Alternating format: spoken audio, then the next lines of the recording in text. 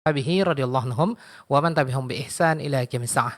Ayol ikhwahal mustami'in wal mustami'at pendengar Radio Hidayah 103.4 FM di Kota Pekanbaru dan sekitarnya atau yang mendengarkan melalui streaming kami www.radiohidayah.com dimanapun Anda berada. Kembali bersua bersama Ana Abu Auni dalam kajian rutin bersama guru kita Al Ustaz Jeffrey Halim LCMA hafizahullah taala. Kajian rutin setiap Selasa dan saat ini kita berada di Selasa tanggal 25 bulan Jumadal Akhirah atau Jumadil Tsani 1447 Hijriah bertepatan tanggal 16 Desember 2025. Pendengar Radio Hidayah dimanapun Anda berada, kita akan lanjutkan kajian fikih yang bermadzhab Syafi'i diambil dari kitab Matan Abu Syuja' atau Al-Ghayah wa Taqrib. Baik kaum muslimin pendengar dan pemirsa dimanapun Anda berada, kita masuki bab yang baru yaitu bab tentang ibadah haji atau rukun Islam. Dan kaum muslimin rahimanillah wa yakum jami'an dimanapun antum berada yang sudah melaksanakan ibadah haji, mudah-mudahan Allah terima amal ibadahnya. Yang belum, mudah-mudahan Allah panggil dan Allah mudahkan untuk berangkat haji. Baik, kita lanjutkan pembahasannya fikih ibadah haji. Sebelum kita dengarkan lanjutannya, kita buka dulu dengan sapaan hangat kepada guru kita Al-Ustaz Jeffrey Halim LCMA hafizahullah ta'ala. Assalamualaikum ya Ustazana. Waalaikumsalam warahmatullahi wabarakatuh. Kaifa haluka ya Ustazana? Alhamdulillah bi khair, hayakumullah wa barakallahu fiik. Naam, wa fika barakallahu ya Ustazana wa barakallahu fikum ayyuhal ikhwah mustami'in wal mustami'at wal musyahidin wal musyahidah.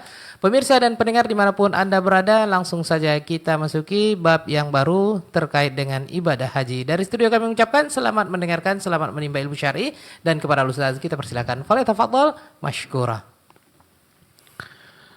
Bismillahirrahmanirrahim. Alhamdulillah hamdan yuwafi ni'amahu wa yukafi mazida. Ya Rabbana lakal hamdu kama yanbaghi li jalali wajhika wa 'azimi sultanik. Asyhadu an la ilaha illallah wahdahu la syarika lah wa asyhadu anna Muhammadan 'abduhu wa rasuluh. Rabbi israh li sadri wa yassir li amri wahlul 'uqdatan min lisani yafqahu qawli. Allahumma zidna ilman warzuqna fahman. Allahumma 'allimna bima yanfa'una wanfa'na bima 'allamtana innaka 'ala kulli syai'in qadir. Allahumma ya hayyu ya qayyum bi rahmatika nastaghith fa aslih lana sya'nana kullah wa la takilna ila anfusina tarfata 'ain. Kaum muslimin dan muslimat, para pemirsa dan pendengar dimanapun antum dan antuna berada, yang semoga senantiasa dirahmati dan diberkahi oleh Allah Subhanahu wa ta'ala. Bersyukur kita kepada Allah Azza wa Jal atas segala limpahan nikmat karunia anugerah yang telah Allah berikan kepada kita, sehingga dengan semua itu di siang hari ini kita kembali dapat bertemu dalam sebuah majelis ilmu. Kita berdoa kepada Allah Subhanahu wa ta'ala, semoga kita semua diberikan oleh Allah Azza wa Jal ilmu yang bermanfaat dan juga diberikan kemudahan dan taufik untuk senantiasa mengamalkannya. Amin ya rabbal alamin. Selanjutnya, salawat dan salam semoga senantiasa tercurahkan kepada baginda Rasulullah sallallahu alaihi wasallam. Allahumma salli ala Muhammad wa ala ali Muhammad. Semoga salawat dan salam tersebut juga tercurah kepada keluarga beliau, kepada istri-istri beliau, ummahatul mukminin, kepada anak-anak beliau, kepada para sahabat radhiyallahu anhum ajma'in, dan orang-orang yang senantiasa istiqamah di dalam mengikuti sunnah-sunnah Nabi Muhammad sallallahu alaihi wasallam ila qiyamis sa'ah. Kaum muslimin dan muslimat, para pemirsa dan pendengar yang dimuliakan oleh Allah Subhanahu wa ta'ala, Kita lanjutkan membaca kitab Matan Al-Ghayah wa Taqrib, Matan Abi Syuja', sebuah kitab fikih bermadzhab Syafi'i yang ditulis oleh Ahmad bin Al-Husain bin Ahmad Al-Asfahani rahimahullahu ta'ala, yang lebih dikenal dengan Al-Qadi Abu Syuja'. Di pertemuan lalu kita sudah membahas tentang masalah as-siyam, tentang masalah puasa.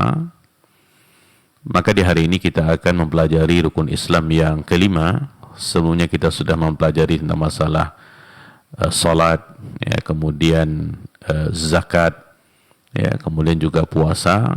Ini yang kelima, yaitu melaksanakan ataupun menunaikan ibadah haji.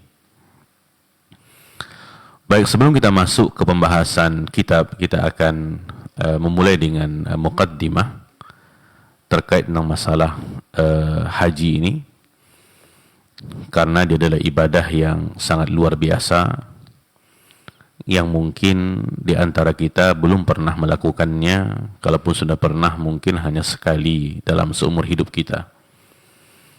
Dan jelas kewajibannya itu tergantung kepada kemampuan seseorang, kemampuan secara fisik dan kemampuan secara finansial. Ditambah dengan ibadah haji ini adalah ibadah yang sangat beragam pelaksanaan-pelaksanaannya, karena memang Nabi SAW seumur hidup beliau salawatullahi wassalamu alaihi, selama 9 tahun beliau bermukim di kota Madinah, beliau hanya sekali melaksanakan ibadah haji. Jadi diperlukan kepada persiapan yang rapi, apakah persiapan secara fisik ataupun kesiapan secara pelaksanaan ibadah haji yang sesuai dengan tuntunan daripada Nabi Muhammad sallallahu alaihi wasallam, dengan harapan Allah Subhanahu wa taala menerima ibadah haji kita. Baik kaum muslimin dan muslimat, para pemirsa dan pendengar yang dimuliakan oleh Allah Subhanahu wa taala, haji secara bahasa dia adalah al-qasdu.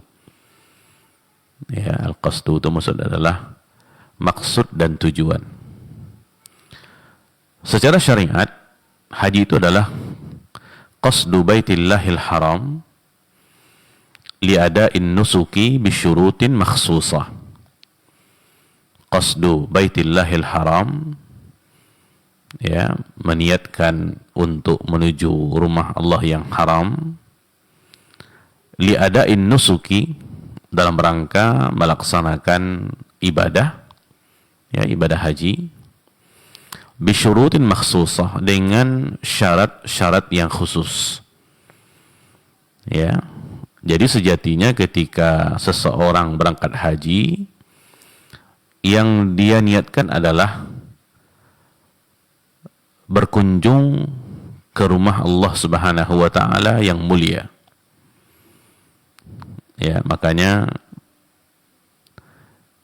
salah satu di antara keistimewaan jemaah haji adalah mereka merupakan tetamu-tetamu Allah Subhanahu wa taala, duyufur rahman, karena memang mereka datang atas undangan daripada Allah Subhanahu wa taala. Sebegitu banyaknya manusia di permukaan bumi ini, maka jemaah haji adalah orang-orang yang dipilih oleh Allah Subhanahu wa taala untuk memenuhi undangannya. Ini keistimewaan, keutamaan yang luar biasa. Di dalam Al-Quran, di dalam surah Al-Hajj ayat 27, Allah Subhanahu wa taala berfirman, وَأَذِّنْ فِي النَّاسِ بِالْحَجِّ يَأْتُوكَ رِجَالًا وَعَلَى كُلِّ ضَامِرٍ يَأْتِينَ مِنْ كُلِّ فَجٍّ عَمِيقٍ.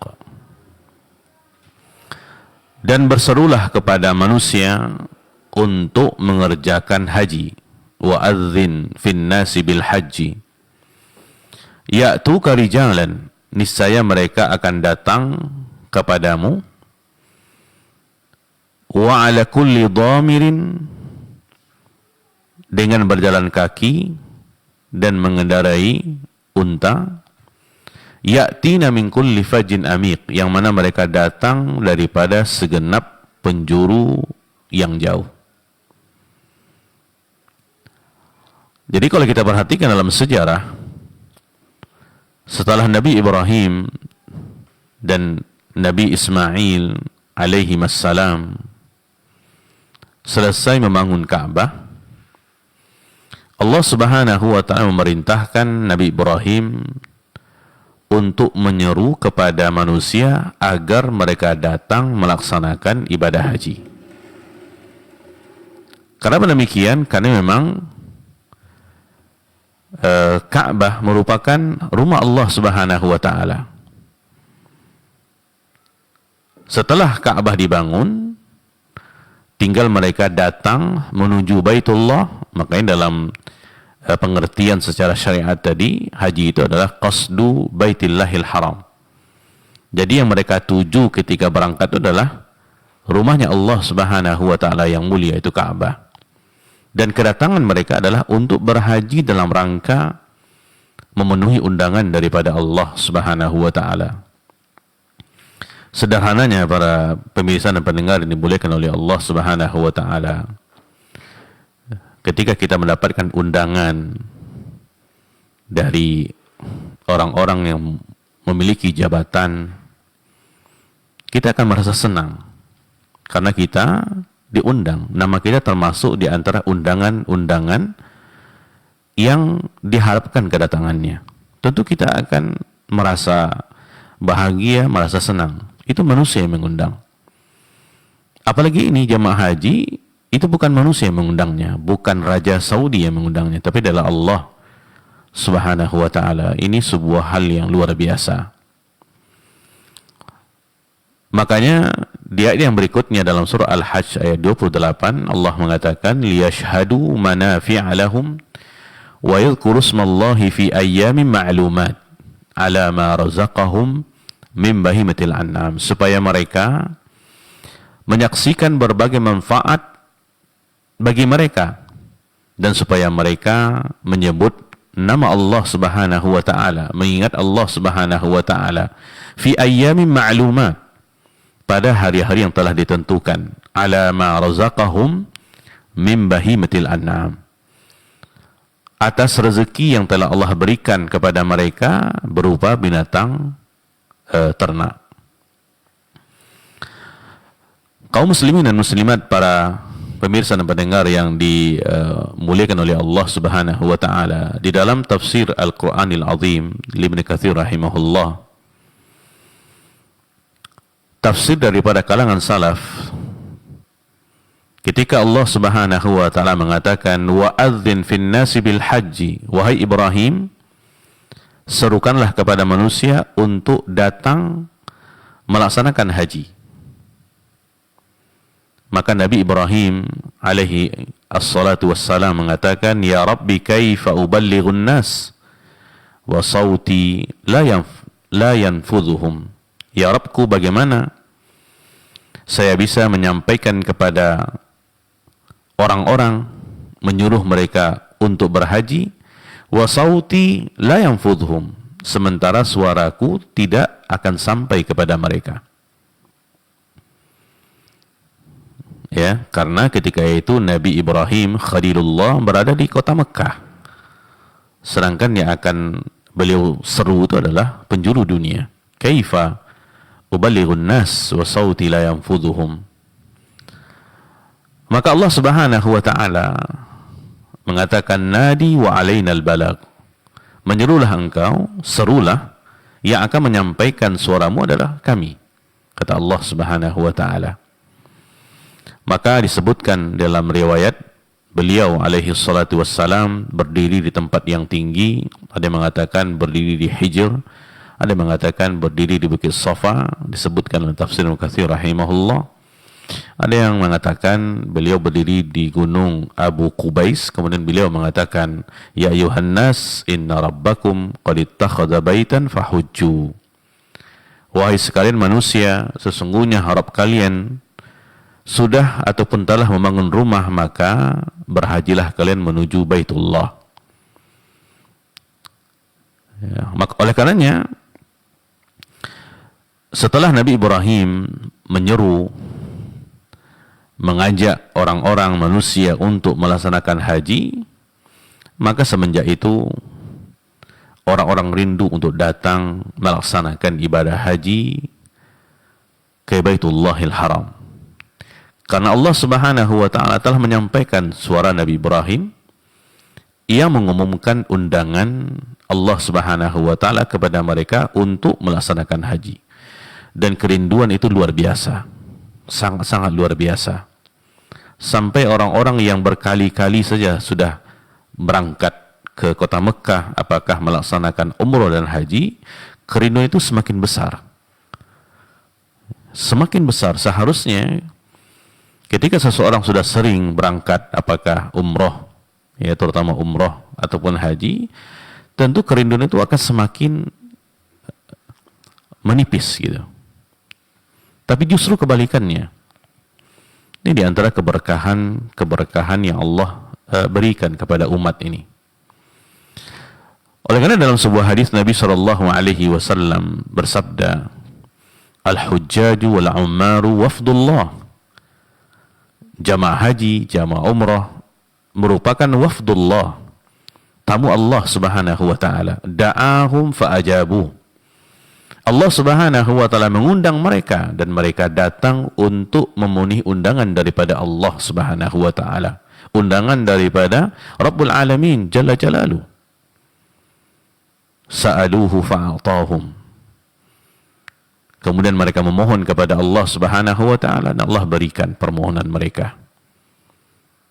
Tamu-tamu Allah Duifur Rahman yang memiliki keutamaan, keistimewaan yang luar biasa. Dan ini ditunjukkan dengan syiar daripada jemaah umrah dan haji ketika mereka berihram, dianjurkan kepada mereka untuk banyak bertalbiyah. Seraya mengatakan labbaik Allahumma labbaik. Ya Allah, aku penuhi panggilanmu ya Allah. Ya Allah, aku penuhi undanganmu ya Allah. Labbaik Allahumma labbaik. Labbaik la syarika laka labbaik. Itu syiarnya. Karena mereka datang, jamaah haji dan jamaah umrah datang, itu ada undangan daripada Allah Subhanahu wa taala, Rabbul Alamin Jalla Jalaluhu. Sehingga ini diantara syiar ucapan-ucapan yang mereka ucapkan. Mulai setelah mereka berniat untuk ihram sampai nanti mereka sampai di Ka'bah, baru berhenti mengucapkan labbaik Allahumma labbaik. Karena memang mereka datang atas undangan daripada Allah Subhanahu wa taala. Kaum muslimin dan muslimat, para pemirsa dan pendengar yang dimuliakan oleh Allah Subhanahu wa taala. Ibadah haji memiliki keutamaan yang sangat banyak. Di antaranya haji merupakan rukun Islam yang kelima. Jadi ketika seseorang melaksanakan ibadah haji, berarti dia sudah melaksanakan rukun Islam yang kelima. Allah Subhanahu wa taala berfirman di dalam surah Ali Imran ayat 97, "Walillahi 'alan nasi hajjul baiti man istata'a ilaihi sabila." Mengerjakan haji adalah kewajiban. Mengerjakan haji adalah kewajiban manusia terhadap Allah. Man istata'a ilaihi sabila, bagi orang yang sanggup mengadakan perjalanan ke Baitullah. Ya, jadi ketika seseorang melaksanakan ibadah haji, berarti dia telah menunaikan perintah daripada Allah Subhanahu wa taala, dan perintah itu merupakan rukun Islam, satu di antara 5 pondasi yang dengannya agamanya tegak, Islam. Jadi ini kepada orang-orang yang mampu untuk mengadakan perjalanan, mampu secara fisik, mampu secara finansial.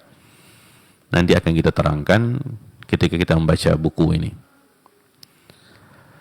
Di dalam hadis Nabi SAW bersabda, muttafaqun alaih, hadis daripada Abdullah bin Umar radhiyallahu anhuma, Nabi sallallahu alaihi wasallam bersabda, "Buniyal Islamu ala khamsin syahadati an la ilaha illallah wa anna Muhammadar Rasulullah wa iqamis salah wa ita'iz zakah wal haji wa shaumi Ramadan." Islam ditegakkan, dibangun di atas 5 rukun. Yang pertama adalah syahadatain, mengucapkan 2 kalimat syahadat, bersaksi bahawasanya tidak ada ilah yang berhak disembah dengan benar kecuali Allah, bersaksi bahawasanya Muhammad adalah hamba dan utusan Allah Subhanahu wa taala. Wa iqamis salah, mendirikan salat, wa ita'iz zakah, menunaikan zakat, wal hajj, melaksanakan ibadah haji, wa shaumi Ramadan, dan melaksanakan puasa Ramadan. Syahidnya adalah sabda Nabi SAW, wal haji, yaitu melaksanakan ibadah haji. Jadi ketika seseorang melaksanakan ibadah haji, sejatinya dia tengah berusaha membangun bangunan Islamnya dengan sesempurna mungkin. Semakin sempurna bangunan Islamnya, maka semakin sempurna keimanannya, dan semakin baik surganya di akhirat. Yang kedua, di antara keutamaan ibadah haji adalah haji balasannya adalah surga. Ibadah haji ketika dilakukan sesuai dengan apa yang telah ditentukan, memenuhi syarat-syaratnya, maka balasan yang pantas untuk haji itu adalah surganya Allah Subhanahu wa taala. Nikmat yang kita idam-idamkan sebagai seorang mukmin dan mukminah. Di dalam sebuah hadis dikeluarkan oleh Imam Al-Bukhari dalam sahihnya, dan juga oleh Imam Muslim, hadis daripada Abu Hurairah radhiyallahu an, Abdurrahman bin Sakhr ad-Dawsi radhiyallahu an, Nabi bersabda, "Al-umratu ila al-umrati kaffaratun lima bainahuma. Wal hajjul mabrur laisa lahu jazaa'un ilal jannah." Melaksanakan umrah, kemudian umrah yang berikutnya, kafaratun lima bainahuma, itu merupakan penebus dosa-dosa di antara kedua umrah tersebut. Wal hajjul mabrur, ini syahidnya, poinnya, dan haji yang mabrur, haji yang diterima oleh Allah Subhanahu wa taala, laisa lahu jazaa'un, tidak ada balasan baginya yang setimpal ilal jannah, kecuali surganya Allah Subhanahu wa taala. Ya. Ini saking besarnya keutamaan ibadah haji ini. Dan balasan yang setimpal dengan ibadah yang mulia adalah pahala yang paling mulia, yaitu surganya Allah Subhanahu wa taala. Kemudian yang ketiga, kaum muslimin dan muslimat, para pemirsa dan pendengar yang dimuliakan oleh Allah Subhanahu wa taala, haji menghilangkan dosa dan kemiskinan. Haji itu menghilangkan dosa dan kemiskinan. Di dalam sebuah hadis dikeluarkan oleh Imam At-Tirmidzi dalam sunannya, Imam Nasa'i juga dalam sunannya, disahihkan Syekh Albani rahimahullah, Nabi sallallahu alaihi wasallam bersabda, "Tabi'u bainal haji wal umrati fa innahuma yanfiyanil faqra wadh-dhunuba kama yanfi al-kiru khabath al-hadidi wadh-dhahabi wal-fiddati wa laysa lil hajjati al-mabrurah thawabun ila al-jannah." Tabi'u bainal haji wal umrah, tunaikanlah haji dan umrah secara bergantian. Fa innahuma yanfiyanil faqra wadh-dhunuba, karena haji dan umrah itu yanfiyani, bisa menghilangkan kefakiran dan juga bisa menghilangkan dosa-dosa. Jadi ketika seseorang melaksanakan ibadah haji diiringi dengan umrah, maka itu akan bisa menghilangkan kemiskinan, kefakiran. Ya, walaupun sejatinya kalau kita perhatikan ketika seseorang berangkat haji dan umrah, dia menggunakan biaya yang tidak sedikit. Yang seharusnya secara kasat mata ketika seseorang berangkat haji akan berkurang nominal daripada hartanya, karena yang dia keluarkan biaya tidak sedikit. Tetapi itu justru malah bukan membuat dia semakin miskin, justru malah menghilangkan kemiskinan daripada dirinya. Bahkan bukan hanya kemiskinan saja, dan juga bisa menghilangkan dosa. Nabi mengumpamakan kama yanfil kiru khabathal hadidi wal zahabi wal fiddah, sebagaimana alat tiup pandai besi itu, ya, kalau kita lihat sesaudara kita yang berprofesi sebagai pandai besi, ketika mereka membuat sesuatu daripada besi itu dibakar, kemudian untuk supaya baranya besar dan panas itu ditiup. Nah, alat itu ya untuk menghilangkan kotoran besi, ya, karatnya, ataupun kotoran ada pada emas dan perak. Seperti itu adalah ketika seseorang melaksanakan ibadah haji yang diiringi dengan ibadah umrah, itu akan menghilangkan kefakiran, kemiskinan, dan dosa-dosanya, sebagaimana alat tiup pandai besi itu akan menghilangkan karat yang ada pada besi dan juga ada pada emas dan perak. Dan Nabi menegaskan walaisa lil hajjatil mabrurah, dan tidaklah untuk haji yang mabrurah thawabun, pahala, kecuali surganya Allah Subhanahu wa ta'ala. Ya, nah ini merupakan sesuatu yang sangat luar biasa gitu. Ya, ketika seseorang berangkat haji seperti yang kita sampaikan tadi, seharusnya berkurang nominal daripada hartanya, karena dia mengeluarkan biaya tidak sedikit secara finansialnya. Ya, apalagi setelah pergi haji, pergi umrah, dan diiringi dengan pelaksanaan umrah dan haji setelahnya, itu akan menghilangkan kemiskinan dan dosa. Ya.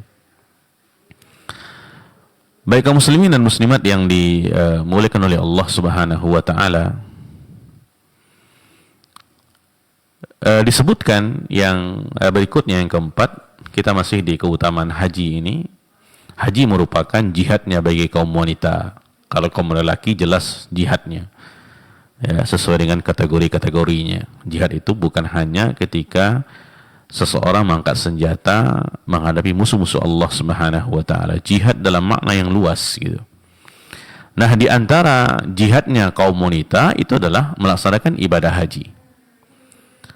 Ummul Mukminin Aisyah radhiyallahu anha, beliau pernah mengatakan kepada Rasulullah sallallahu alaihi wasallam, bertanya kepada Rasulullah sallallahu alaihi wasallam, "Ya Rasulullah, naral jihada afdalal amali." Kami melihat jihad itu merupakan amalan yang paling afdal, yang paling mulia. Afala nujahidu, apakah kami wanita ini tidak boleh berjihad seperti kaum laki-laki? Ya, karena jihad ini adalah amalan zahir yang paling tinggi gitu kedudukannya. Qala, Nabi mengatakan, la lakunna afdalul jihadi hajrun mabrur. Nabi katakan tidak. Tapi kalian kaum wanita memiliki jihad yang paling mulia, jihad yang paling utama. Dia adalah hajrun mabrur, yaitu melaksanakan haji yang mabrur, haji yang diterima oleh Allah Subhanahu wa ta'ala. Ya. Dalam hadis yang lainnya juga daripada Aisyah radhiyallahu anha, beliau mengatakan, "Qultu ya Rasulullah, 'ala nisa'i jihad?" Apakah untuk kaum wanita ini juga ada jihad seperti kaum laki-laki? Qal, Nabi mengatakan, na'am, iya. Alaihinna jihadun la qitala fi. Kalian punya jihad yang tidak ada peperangan padanya. Dia adalah al-hajju wal umratu. Dia adalah ketika seorang wanita berangkat haji dan umrah. Ini hadis dikeluarkan oleh Ibnu Majah dalam sunannya, dan hadis yang disahihkan oleh Syalbani rahimahullah.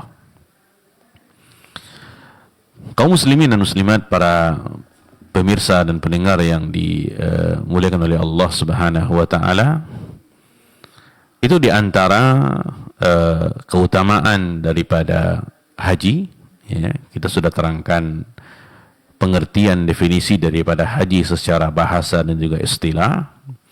Kemudian kita menyentuh sedikit, menyinggung tentang masalah jamaah haji dan umrah merupakan Dhuyufur Rahman, tetamu-tetamunya Allah Subhanahu wa taala. Ya. Oleh karenanya kita melihat slogan-slogan yang ada di Saudi Arabia, terutama di kota Mekah dan juga Madinah. Ya. Di situ disebutkan khidmatul hujjat syarafun lana. Ya, berkhidmat, membantu para jemaah haji merupakan kemuliaan bagi kami. Karena orang-orang yang melayani jamaah haji sejatinya mereka melayani tamunya Allah Subhanahu wa taala. Layaknya di dunia, tamu-tamu undangan oleh pejabat-pejabat yang memiliki jabatan yang tinggi, tentu yang akan melayani bukan orang biasa. Itu sebuah kemuliaan. Apalagi adalah tamunya Allah Subhanahu wa taala. Maka kebaikan-kebaikan, keberkahan-keberkahan luar biasa dirasakan oleh jamaah-jamaah haji terutama, ataupun jamaah-jamaah umrah. Kan ini merupakan di antara slogan mereka, ya, khidmatul hujjat syarafun lana. Kaum muslimin dan muslimat, para pemirsa dan pendengar yang dimuliakan oleh Allah Subhanahu wa taala, di antara perkara yang harus dipersiapkan, ya, sebelum seseorang melaksanakan ibadah haji, di antaranya yang pertama adalah bertaubat kepada Allah Subhanahu wa taala. Ya, ini penting. Sejatinya taubat ini merupakan ibadah rutin seorang muslim dan muslimah. Kapanpun dan dimanapun, dia harus senantiasa bertaubat kembali kepada Allah Subhanahu wa taala. Kata kita manusia bergelimang dengan dosa, sangat banyak dosa kita. Itu disebut oleh Nabi SAW, kullu bani Adam khata' wa khairul khata'ina tawwabun. Khata' itu bentuknya mubalaghah, artinya kita berdosa itu bukan sekali, dua kali, bukan berkali-kali. Ya, khata' suka melakukan kesalahan, suka melakukan dosa dan maksiat. Tapi poinnya adalah wa khairul khata'in, sebaik-baik orang yang berbuat dosa dan maksiat adalah orang-orang yang kembali kepada Allah, bertaubat kepada Allah Subhanahu wa taala. Ya, hadis dalam Sunan Tirmidzi. Jadi poinnya bukan di orang-orang yang berdosa, karena kita semuanya berdosa, tapi apakah semua orang yang berdosa bertaubat? Belum tentu. Hanya orang-orang yang diberikan taufik dan hidayah oleh Allah Subhanahu wa taala akan dimudahkan oleh Allah untuk kembali kepada Allah dengan bertaubat kepadanya. Dan Allah Subhanahu wa taala Maha Penyayang lagi Maha Pengasih. Di antara nama-nama Allah Subhanahu wa taala adalah Ar-Rahim, yang Maha Penyayang. Banyak kalau kita perhatikan lembaran-lembaran Al-Quran yang menyebutkan nama Allah yang agung dan mulia ini, menunjukkan betapa luas dan dalamnya kasih sayang Allah Subhanahu wa taala kepada hamba-hambanya. Terutama ketika Allah Subhanahu wa taala menerima taubat orang-orang yang berbuat dosa kepadanya. Karena sejatinya orang-orang berbuat dosa kepada Allah Subhanahu wa taala, dia menggunakan fasilitas daripada Allah, nikmat daripada Allah yang seharusnya semakin mendekatkan dirinya kepada Allah Subhanahu wa taala, ini justru malah melakukan perkara-perkara yang dimurkai oleh Allah Subhanahu wa taala. Tapi Allah Ar-Rahman Ar-Rahim. Allah Maha Pengasih lagi Maha Penyayang.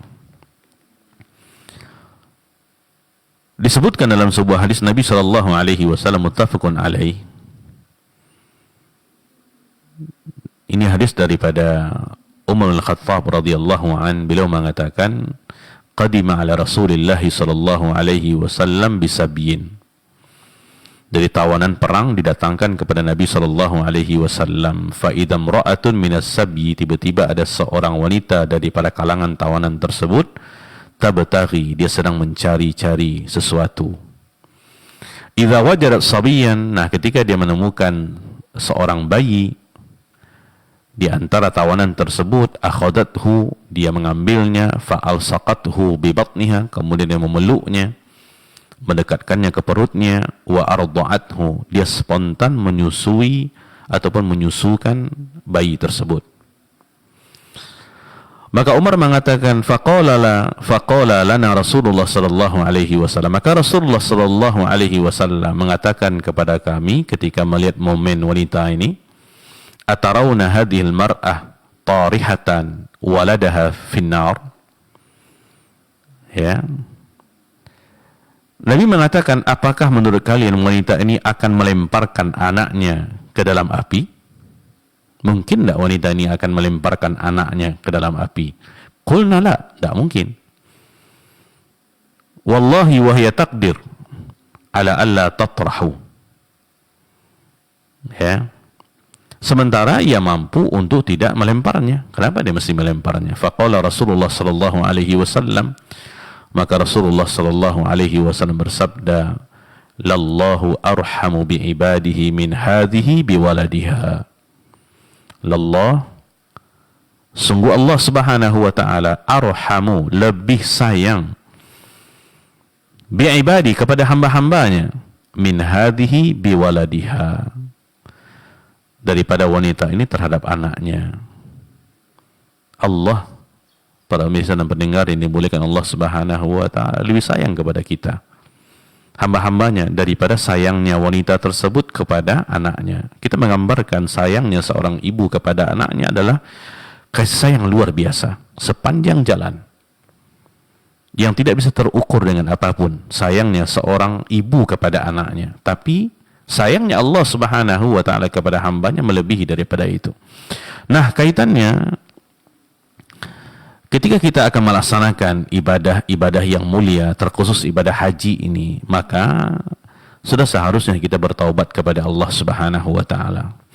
Karena tanpa kita rasakan, dosa-dosa yang kita lakukan tidak dibersihkan ya dengan istighfar dan bertaubat, dosa-dosa tersebut telah mengasingkan kita daripada Allah, membuat kita malas beribadah kepada Allah. Kalaupun kita beribadah apa adanya, ya, salat tidak pernah khusyuk, tidak ada rasa takut ketika kita melakukan pelanggaran-pelanggaran agama, menjauhkan kita daripada taufiknya Allah subhanahu wa ta'ala, sehingga kita tidak mampu untuk melakukan ibadah-ibadah yang mulia. Makanya taubat ini sangat ditekankan ketika kita akan memasuki sebuah momen ibadah yang mulia, terutama ibadah haji ini. Ibadah yang sangat panjang, ibadah yang sangat banyak ritual-ritualnya. Nah, kalau kita tidak bertaubat kepada Allah subhanahu wa ta'ala, dikhawatirkan nanti kita tidak mampu untuk melaksanakan haji sesuai dengan apa yang telah dicontohkan oleh Nabi sallallahu alaihi wasallam. Dijauhkan daripada taufik. Ya, oleh karenanya, di antara hal yang harus kita lakukan, persiapan yang harus kita lakukan sebelum kita berangkat adalah bertaubat kepada Allah subhanahu wa ta'ala, dengan harapan semoga Allah memudahkan langkah kita untuk bisa menjadi tamu-tamunya Allah subhanahu wa ta'ala, sehingga kedatangan kita itu benar-benar sesuai dengan standar agama.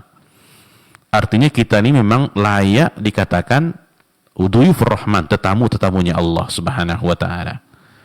Jangan sampai nanti ketika kita tidak melakukan hal-hal seperti itu, justru tidak melayakkan kita menjadi tamunya Allah. Justru kita malah melakukan perkara-perkara yang menyimpang nanti di tanah suci. Ya, hanya karena kita tidak bertaubat kepada Allah subhanahu wa ta'ala sebelum memasuki ibadah yang mulia ini. Ya, jadi taubat itu sebenarnya dianjurkan setiap waktu dan kesempatan, kapanpun dan dimanapun. Cuman ketika kita akan memasuki momen-momen ibadah, hal itu lebih ditekankan untuk memberikan kemudahan taufik kepada kita di dalam melaksanakan ibadah-ibadah kepada Allah. Kaum muslimin dan muslimat, para pemirsa dan pendengar yang dimuliakan Allah Subhanahu wa taala, yang harus juga kita persiapkan di dalam melaksanakan ibadah haji ini adalah keikhlasan kepada Allah Subhanahu wa taala. Ya. Karena ibadah sebesar apapun, kalau kita tidak ikhlas kepada Allah Subhanahu wa taala, kalau kita masih mengharapkan pujian sanjungan daripada makhluk manusia, maka ibadah itu tidak akan memberikan pahala kepada kita. Dia akan menjadi sesuatu yang sia-sia. Makanya ibadah jika tidak dibangun di atas keikhlasan, maka ibadah itu akan ditolak dan tidak diterima oleh Allah Subhanahu wa taala. Makanya di dalam sebuah hadis yang sahih, Nabi SAW berdoa, Allahumma hadhihi hajjah la riya'a fiha wa la sum'ah. Ya Allah, ini haji tidak ada riya' padanya, tidak ada sum'ah padanya. Riya' adalah ingin dilihat oleh orang lain, beribadah ingin dilihat untuk dipuji, sedangkan sum'ah adalah ingin didengar oleh orang lain. Jadi Nabi SAW hanya menyebutkan di ibadah haji saja, Nabi tidak sebutkan di ibadah-ibadah yang lainnya. Allahumma hadhihi hajjah la riya'a fiha wa la sum'ah. Ini hanya Nabi sebutkan di dalam ibadah haji saja, tidak di ibadah-ibadah yang lainnya. Ini merupakan sebuah indikasi bahwa ibadah haji sangat rawan terkena riya dan sum'ah ini. Ibadah haji sangat rawan untuk terkontaminasi dengan riya dan sum'ah ini. Ini hal yang harus kita pahami gitu. Ya, dengan berbagai hal-hal yang ada di situ. Ya. Oleh karena Nabi SAW mewanti-wanti ini. Karena kalau kita tidak melakukan hal ini, dikhawatirkan nanti apa yang sudah kita korbankan daripada biaya yang tidak sedikit, kita meninggalkan keluarga, kita meninggalkan pekerjaan, kita meninggalkan kampung halaman, kita menempuh jarak tempuh yang sangat panjang dan luar biasa. Kalau kita tidak ikhlas kepada Allah Subhanahu wa taala, itu hanya akan menjadi sesuatu yang sia-sia. Maka jauhkan diri kita daripada perkara-perkara yang menyerumuskan kita kepada riya dan sum'ah ini ketika ibadah haji. Jauhkan diri kita daripada dunia medsos terutama. Ya, suka upload foto contohnya, ya, mungkin update status lah kalau bahasa kita ya. Setiap hari itu ada foto dia berdoa di Ka'bah, ada foto ini, foto itu. Tidak ada gunanya. Ya. Cukup Allah Subhanahu wa taala yang sudah melihat ketika kita melaksanakan ibadah, dan Allah Subhanahu wa taala akan memberi ganjaran untuk orang-orang yang ikhlas kepada Allah Subhanahu wa taala. Oleh karena haji yang mabrur, di antara syaratnya adalah ikhlas kepada Allah Subhanahu wa taala. Karena ketika seseorang melaksanakan ibadah haji, yang dia kejar adalah al-hajj mabrur, tidak ada yang lain. Yang pahalanya itu hanya surga Allah Subhanahu wa taala. Dan di antara syaratnya adalah ikhlas karena Allah Subhanahu wa taala. Maka dalam hadis muttafaqun alaih, Nabi SAW bersabda, man hajja lillahi falam yarfuth walam yafsuq raja'a ka yaumi waladatu ummuh. Barang siapa yang berhaji karena Allah dan dia tidak melakukan rafath dan tidak melakukan kemaksiatan, kefasikan, raja'a, maka dia akan kembali ke tempatnya, ke daerahnya, ka yaumi, seperti hari waladatu ummuh, dia dilahirkan oleh ibundanya, tidak membawa sedikit dosa pun. Di sini ada 3 syaratnya. Pertama adalah man hajja lillah, berhaji karena Allah. Inilah ikhlas. Ya. Nah, kalau kita korelasikan dengan yang tadi, seseorang ketika berangkat haji, dia merupakan duyufur rahman, tetamunya Allah Subhanahu wa taala.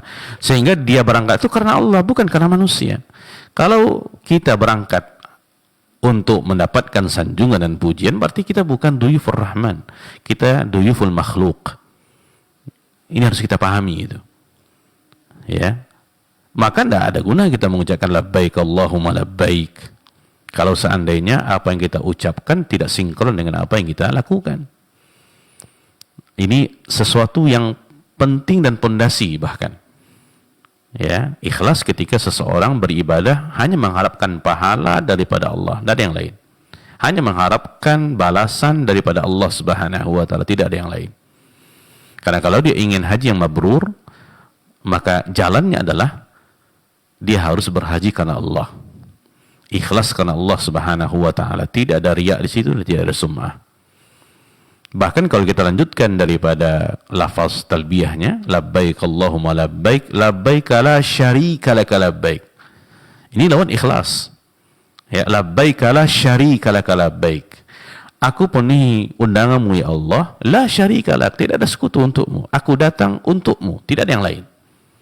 Berarti ketika seseorang melaksanakan ibadah haji, dia mengharapkan pujian daripada manusia, berarti dia sudah melakukan kesyirikan. Dia sudah menduakan Allah Subhanahu wa taala, sedangkan di lafaz talbiyahnya dia mengatakan labbaik la syarika laka labbaik, tidak ada sekutu bagimu. Ternyata dia melakukan hal itu. Tidak sinkron di antara syiar talbiyahnya, ya, di antara talbiyah dengan perbuatannya. Ya, nah ini harus kita pahami tentang masalah ini. Ikhlas merupakan pondasi di dalam melaksanakan ibadah kepada Allah Subhanahu wa taala. Baik, kemudian yang berikutnya, yang ketiga adalah mutaba'ah. Ini syarat yang kedua untuk sebuah ibadah diterima, terutama ibadah haji ini. Setelah ikhlas, yang kedua adalah hendaklah segala apapun yang kita laksanakan, ya, daripada ibadah haji ini yang kalau kita perhatikan dia mulai di tanggal 8 Zulhijjah, ya, kemudian 9, 10, 11, 12, 13 kalau nggak benar Farsani, ini adalah puncak-puncak ibadah haji. Mulai daripada Yaumut Tarwiyah di tanggal 8 Zulhijjah sampai nanti di tanggal 13 Zulhijjah, ya, di hari terakhir daripada Ayyamut Tasyrik, yang 3 hari itu, 10, 11, 12. Ya, hendaklah ibadah-ibadah yang dilakukan di rentang waktu ini, mulai daripada mabit di Minanya, kemudian berangkat ke Arafahnya, wukuf di Arafahnya, kemudian mabit di Muzdalifahnya, ya, kemudian melempar jamarah di Mina, kemudian mabit di Mina di Ayyamut Tasyrik, sebelumnya melaksanakan umrah, sebelumnya melaksanakan tawaf, sa'i, ya, kemudian halak, ya, kalau disebut tahallul, kemudian menyembelih, baik mengambil haji tamattu' dan qiran. Nah, semuanya ini hendaklah sesuai dengan tuntunan Nabi sallallahu alaihi wasallam. Ya. Karena memang disebutkan dalam sebuah hadis, ya.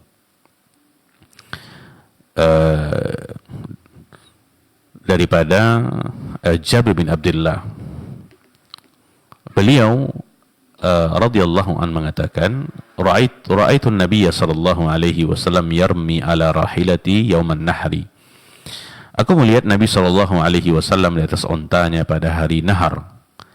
Ya, hari nahar di tanggal 10 melempar jamarah, dan beliau berkata, ini jamarah yang kubra. Kemudian Nabi sallallahu alaihi wasallam bersabda, "Lita'khudhu manasikakum." Hendaklah kalian mengambil tata cara haji kalian daripadaku. Fa inni la adri la'alli la ahujju ba'da hajjati hadhihi. Sesungguhnya aku tidak tahu, bisa jadi aku tidak lagi berhaji setelah hajiku ini. Ya, nah kalimat Nabi sallallahu alaihi wasallam, "Lita'khudhu manasikakum," dalam riwayat yang lainnya, "Lita'khudhu anni manasikakum," ini sama dengan sabda Nabi sallallahu alaihi wasallam terkait salat, ya, ketika Nabi mengatakan sallu kama ra'aitumuni usalli. Oleh kalau kita ingin tata cara haji kita sesuai dengan apa, sesuai yang diinginkan secara syariat, benar secara syariat, maka yang harus kita tiru adalah tata cara hajinya Nabi sallallahu alaihi wasallam. Ya. Di sini Imam An-Nawawi rahimahullah ketika beliau mengomentari hadis ini, beliau mengatakan wa hadzal haditsu aslun 'azimun fi manasikil haji. Ini hadis ini merupakan pondasi yang mulia dalam pelaksanaan ibadah haji. Ya. wa huwa nahwu qaulihi sallallahu alaihi wasallam, dia sama dengan sabda Nabi sallallahu alaihi wasallam fi shalah, sallu kama raaitumuni usalli, salatlah kalian sebagaimana kalian melihat aku salat. Ya. Dan beliau mengatakan, Jabir bin Abdullah ini di antara sahabat Nabi yang meriwayatkan hadis Nabi ketika berhaji, dan hadisnya panjang. Dan banyak di antara para ulama yang mengambil kesimpulan hukum-hukum daripada hadis yang dikeluarkan oleh Jabir bin Abdullah ini. Beliau mengatakan, Inna Rasulullah sallallahu alaihi wasallam makatha tis'a sinina lam yahujja.